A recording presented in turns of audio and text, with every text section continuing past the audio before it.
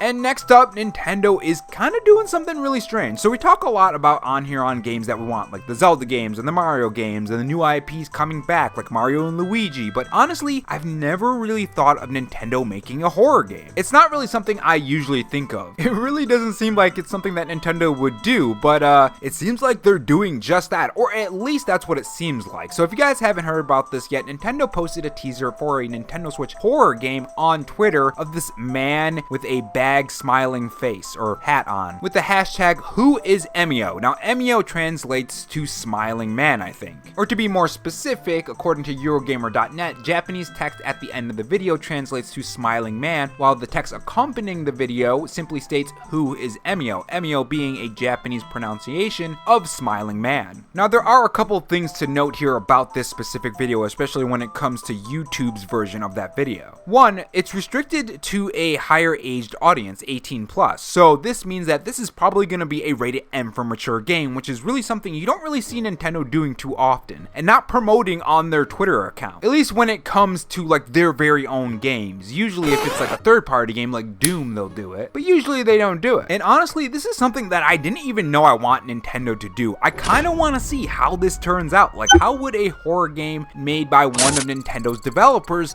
do on the Nintendo Switch, and what kind of game would it be? Now, as far as information about the game, we don't really know too much, to be honest. Some people think that this is going to be the developer Blooper, who made the Medium on Xbox, according to my Google search anyways, which from what I remember, they did some really cool things with the different versions of the world that you play in. And if they're going to be doing something like that, something very creative, as we know that Nintendo developers like to do with their games, if they can do that but with the horror games, it's going to be really interesting to see what they turn out. Some people do feel disappointed that this could be Blooper, but I don't know. I'm interested to see what they have. I'll give them a chance. I always give games a chance, mostly anyways. There are some games where I'm like, nope, not playing that, but that is a very, very rare occasion. Now, with that being said, I could see this being a September Nintendo Direct reveal when they reveal the full game, but I could also see them just dropping another trailer on Twitter like they did with this one. I mean, companies have done that in the past where they just drop a tease and then later, like a week later, or sometimes even the next day, they'll drop a full-on trailer for the game. Now, one thing that I find really strange about this, ever since I saw this teaser, is why wasn't this at the June 2024 Nintendo Direct? You would think that this would be one of those reveals if it is a Nintendo Switch game. Which, speaking of Nintendo Switch and reveals and the Nintendo Switch 2, some people actually do think this is a Nintendo Switch 2 game, which